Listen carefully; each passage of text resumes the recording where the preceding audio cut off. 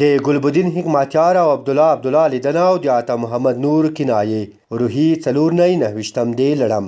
څو ورځې وړاندې د ولسمشرۍ د تیرو ټاکنو دوه نمایندانو ډاکټر عبدالله او د افغانستان اسلامي ګوند یا حزب اسلامي مشر ګلبدین حکمتيار سره لیدنه کتنه کړي. پر ټاکنو او سیاسي وضعیت خبرې اترې کړي. دغه لیدنه د ګلبدین حکمتيار په کرزای کې شوي خو ډیر جزئیات یې نه دي رسنیز شوي. د ډاکټر عبدالله او ګلبدین حکمتيار د لیدنې په اړه د جامعیت ګوند اجرایوي رئیس او د بلخ پخواني والي عطا محمد نور غبرګون ښودلی او ویلي دي چې ځینې کسان د مجاهدینو د یووالي په نوم خو په حقیقت کې د شخصي او سیاسي ګټو په پار ائتلافونه کوي.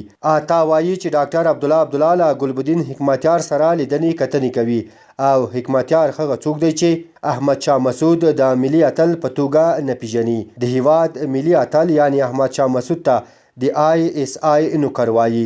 د قهرمانانو خاورې ته سپکاوی کوي او جنرالان د ګاډو کلینران یادوي. حکمتيار په خپلې وروستۍ مناظرې کې هم وویل چې مسعود د هیواد ملي اتل نه دی. څوک چې زموږ ملي ګوند یعنی اسلامي جمعیت چې په جهاد او مقاومت کې بنسټیز رول درلود جهادي ګوند په توګه نه مني.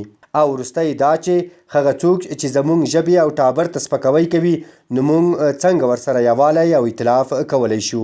عطا محمد نور وایي چې که چیرې ګلبدین حکمتيار قومي تفرقه پرېږدي نو زه تیار یم چې ورسره هوکړه او یووالی وکړم. عطا محمد نور وایي چې د یو جهادي مشر په توګه زه ګلبدین حکمتيار ته درناوی لرم خو ورسره ستونزې مې د هغې د کړنو او نظرونو په اړه دي.